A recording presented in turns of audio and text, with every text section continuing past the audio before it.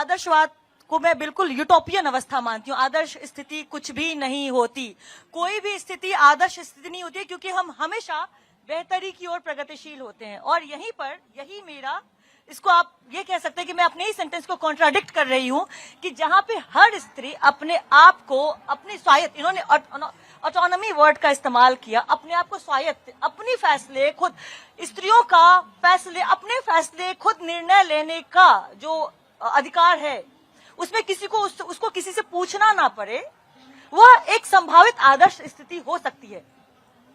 लेकिन ये अड़चन कहाँ है? कौन रोक रहा है आपको? कौन अर्चन पिता की इज्जत में है। अर्चन मेरी बेटी ऐसे ही करेगी। अर्चन पति की उम्मीदों में है। मेरी पत्नी इतनी ही गले का ब्लाउज पहनेगी, इससे ज्यादा पहनेगी तो बाकी लोग उसको देखेंगे नहीं, और ये इंटरनलाइज्ड भी है, पेट्रियार्की इंटरनलाइज्ड भी है, छोटी पेट्रियार्की तो बिकॉज औरतें भी खुद को उस परफेक्ट इमेज में फिट करने में लग जाती हैं। अच्छी बेटी ऐसे बनना है, अच्छी बीवी ऐसे बनना है, चैनल पे जाओ तो ये वाले शब्द नहीं बोलने हैं। अच्छा, ये चीज और, भाई तुम तो बहुत अच्छी हो बहन, मतलब मेरी वाइफ, तुम तो बहुत अच्छी हो, पर तुम्हारी जो वो सहेली है ना, जो छोटे कपड़े पहनकर घूमती है, वो बहुत पैथेटिक है।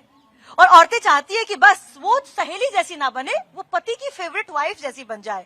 जो मर्दों से सर्टिफिकेट लेने, मर्दों या पितृसत्तात्मक कंडीशनिंग से, मतलब मैं पितृसत्तात्मक बात जब कहती हूँ, पितृसत्ता की बात करती हूँ, तो वो केवल मर्द नहीं होते हैं, बहुत बार औरतें भी उसी मानसिकता का पोषण कर रही होती हैं।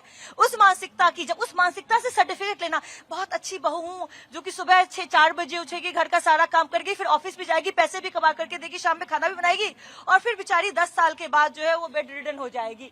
अब ये बताइए कि कितनी सारी महिलाएं बहुत कम उम्र में अपनी जान गंवा देती है, क्योंकि सारा काम वही करती हैं। तो इन सारी सर्टिफिकेट लेने वाली जो मानसिकता है, जो टोकन विमेनिज्म है, उससे छुटकारा पाना, वो बहुत बड़ा अड़चन है।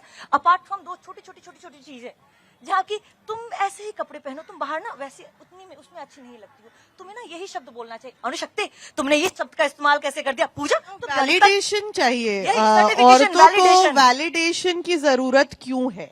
पैदा होने के लिए भी परमिशन चाहिए आज भी। अरे भाई, गर्भ भ्रूण हत्या, लड़कियों के माँ बाप एहसान जताते हैं उम्र भर कि तुम्हें पैदा होने दिया, अब तुम कैसे जियोगी, क्या करोगी, किससे शादी करोगी, क्या बोलोगी, क्या नहीं बोलोगी, एहसान मानो के पैदा होने दिया। नहीं तो प्रॉब्लम वहां से ये स्थिति बदलेगी कैसे? मेरा सवाल तो ऐसे ही सत्रों से बदलेगी, ऐसे ही सत्रों से बदलेगी। वो जो कंकर ना मारो सांवरिए, पर कंकर ना मारो, पत्थर फेंको, ताकि वो जो आप ठहरे हुए पानी में, इतना बड़ा ये समाज हमारा ठहर गया है। मुझे तो ये लगता है कि यहाँ जो लोग बैठे हैं, लगभग सभी लोग आपकी बात पहले से जानते हैं, तो आप उस बदलाव को कैसे लाएंगे? नहीं, जानते तो हैं, पर उस पर अमल करते हैं कि नहीं? एग्जैक्टली, जानना जरूरी नहीं है। जानते तो आजकल आप बहुत कुछ है, कुछ नया नहीं बोला मैंने, आप गूगल भी कर सकते हैं। जानते आप बहुत कुछ है, क्या आप अपनी पर्सनल लाइफ में उसको अमल में लाते हैं? क्या आप अपनी फैमिली में ये मानते हैं और प्रैक्टिस करते हैं कि औरत कमोडिटी नहीं है, कि मेरी लड़की के लिए और मेरे बेटे के लिए रूल्स अलग अलग नहीं होंगे, whether it comes to property, शादी? मुझे ऐसा लगता है पूजा कि आप जो है परंपराओं को जोड़ रहे हो। कमोडिटी की जब बात आप करते हो, संपत्ति की बात करते हो, कानून की बात करते हो, मेरा सवाल, अब यहाँ पे मैं एक सवाल पूछता हूँ कि मान लीजिए पाश्चात्य समाज की हम बात करें, जहाँ स्त्रियां आर्थिक तौर पर बराबरी हैं, या जिनको शारीरिक तौर पर खुलापन हमारी अपेक्षा, भारत की अपेक्षा मिला हुआ है, क्या उस समाज में समरसता है? क्या उस समाज में इस बात की, मैं एक उदाहरण देता हूं कि मान लीजिए यूरोप के किसी देश में पति पत्नी जाते हैं, छोटा बच्चा होता है, वो उसको रेस्टोरेंट के बाहर लगा देते हैं और अपने अंदर खाना खाने चले जाते हैं, बच्चा बाहर रहता है। अमेरिका में ये काम करोगे तो जेल चले जाओगे। ये एक दो अलग अलग समाजों की बातें हैं। मैं ये जानना चाहता हूं कि भारतीय समाज में, जिस समाज में हम पले बड़े हैं, पैदा हुए हैं, ठीक है, मैं अणुशक्ति ने मुझे आउटराइट मेरी बात को रिजेक्ट कर दिया कि गार्गी और याज्ञवल्क्य का द्रौपदी का उदाहरण दिया। मैं तो अगर इस तरह से बात हो तो मैं पार्वती का भी उदाहरण दे सकता हूं कि उन्होंने अपने पिता से कहा कि मैं इस व्यक्ति से शादी करूंगा, और जो पूरी तरह से अड़भंगी। 1 point, mythology is not reality. हम असली जिंदगी जी रहे हैं, हम माइथोलॉजी की औरतों से इंस्पायर नहीं होंगे, सॉरी। तो no sorry, please don't bring mythology असली औरतों की जिंदगियों से नहीं, आप- हजारों मील दूर है। वो हमारे आइडियल नहीं हो सकती, उनकी दिक्कतें हमारी दिक्कतें नहीं है। जो सिंगल मदर्स की दिक्कतें हैं आज के युग में हमारी दिक्कतें हैं, मैं पार्वती के जीवन से डिराइव नहीं करूंगी। हमारे अपने समाज में बहुत सारे, देखिए जो जी समाज से पहले मैं आखिरी के एक शब्द पर जाना चाहूंगी। आपने एक अपने प्रश्न में एक शब्द का इस्तेमाल किया, स्त्रियों को वहां पर सेक्सुअल राइट्स का अधिकार मिला हुआ ही है ना। यही सबसे बड़ी समस्या है, क्योंकि मिला तो कानून देता है, कानून के बिना तो आप अराजक समाज बना नहीं दो। नहीं, आपने समरसता कहा, पहले आप समरसता डिफाइन कीजिए, फिर मैं आपको यूरोपियन नेशंस के एग्जांपल बताती हूँ। नहीं, मैं यूरोपियन नेशंस से मेरा कोई सवाल ही नहीं है। मेरा सवाल सिर्फ इतना है कि दो अलग-अलग समाजों की बात कर रहे हैं आप। स्त्री को आर्थिक तौर पर सक्षमता हासिल हो, अगर उसे अपने खुलेपन, मतलब उससे बात व्यवहार में, जहां तक हम अभी तक बात कर रहे हैं, हमारा जो सत्र है हंगामा है क्यों बरपा, उसका मूल अवधारणा, और आप लोग जो बार बार लिखते हो और जिस पर बात होती है, विवाद होता है, हम उसकी चर्चा खास तौर पर करना चाहता हूं मैं कि जिन समाजों में बहुत खुलापन है, यौन संबंधों को लेकर भी बहुत खुलापन है, स्त्री की पूरी तरह से लगभग बराबर है, उन समाजों में भी रिश्तों की जहां तक बात होती है, जो बात हम लोग कर रहे हैं, तो आपने कहा पति होता है, भाई होता है, पिता होता है, वो कहता है, ये कहता है। अमेरिका में भी अगर बिल क्लिंटन पर आरोप लगता है तो इतनी हिम्मत वो भी नहीं कर पाते कि हिलेरी से एक्सेप्ट कर लें, 8 घंटे भले ही खड़े रहते हो।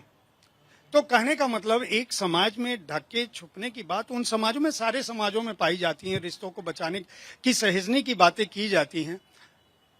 हम ऐसे विषयों पर अगर पश्चिमी जगत से, मान लीजिए जहां बराबरी की बात हो रही है, मैं बार बार फिर इसी सवाल पर आ रहा हूं कि आखिर हम अगर यह अवसर मिल जाए, आप ये कह दोगे कि जी हमको समानता का अवसर हो जाए, हमको कोई रोके टोके नहीं, हमारी अपनी आजादी हो, तो हम वहां पहुंच जाएंगे। मुझे ऐसा नहीं लगता है कि शायद आपको क्या लगता है, आप ये बताएं पहले। ये नहीं, मैं तो नहीं, आपसे it is a जानना चाहता हूं, मुझे process. जो लगता है वो अलग बात है। वो बराबरी कोई डेस्टिनेशन नहीं है, वो एक प्रोसेस है। सारा मरिन जैसी लड़की जिसको 2 फीमेल गे पार्टनर्स ने रेज किया, उसकी 2 मदर्स हैं, पिता नहीं है, वो एक कंट्री की उसकी एडमिनिस्ट्रेटिव हेड बन सकती है और समाज में कोई हंगामा नहीं होता।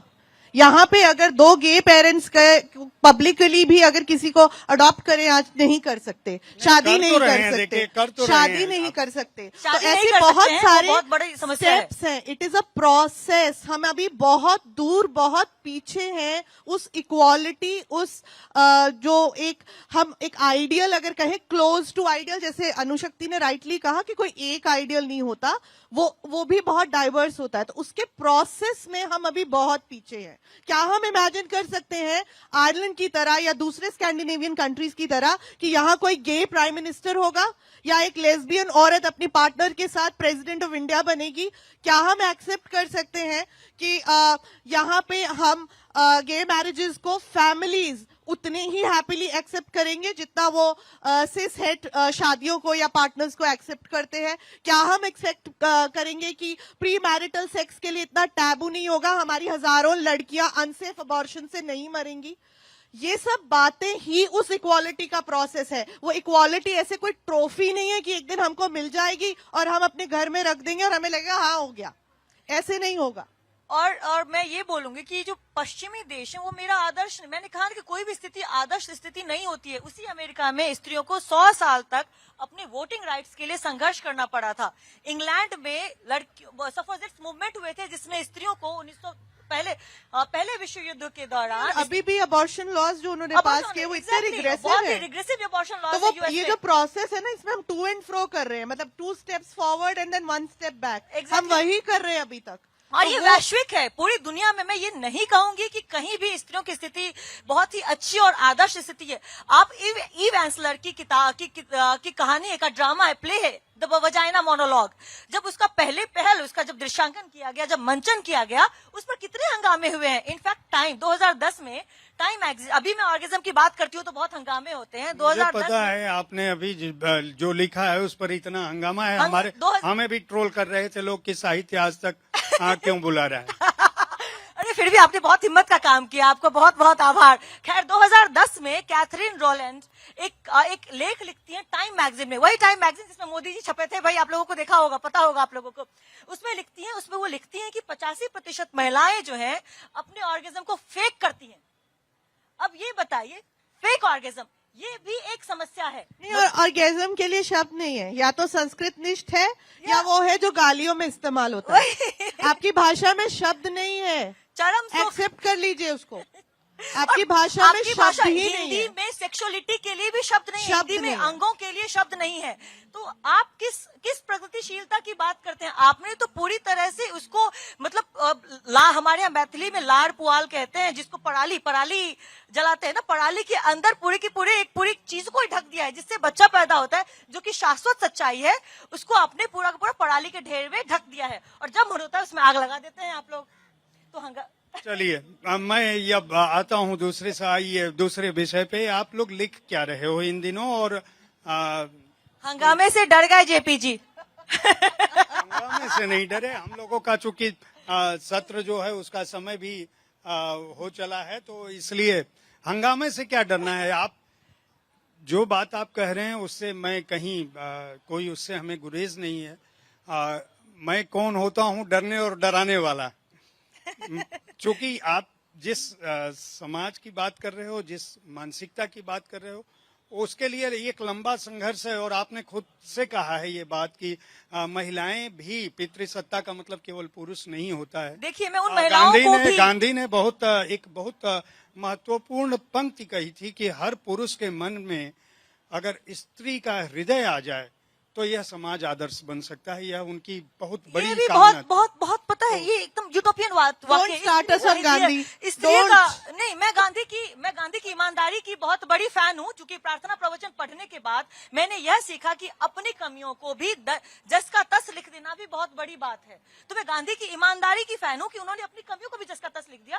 पर यह बहुत जनरलाइजेशन हो गया कि स्त्री का हृदय, भाई स्त्री का हृदय भी उतना ही कठोर हो सकता है जितना पुरुष का हृदय हो सकता है, और किसी ट्रांसजेंडर का भी हृदय उतना ही कठोर हो सकता है। तो प्लीज जनरलाइज ना करें। स्त्री का हृदय, let the woman define. You are not a woman, so let her define. Gandhi as a feminist can be another session altogether. लेकिन ये जरूर आप कुछ पूछ रहे थे कि हम क्या लिख रहे हैं, तो मैं बहुत सारी अनकंफर्टेबल चीजें ही लिखती हूँ। सेक्सुअलिटी पे लिखती हूँ, मेंटल हेल्थ पे लिखती हूँ, सुसाइड पे लिखती हूँ। क्योंकि भारत में एक बड़ा तबका जिसकी हर साल सुसाइड से मौत होती है वो हाउसवाइव्स हैं, वो औरतें हैं, और उनके बारे में कहीं पे हंगामा नहीं होता।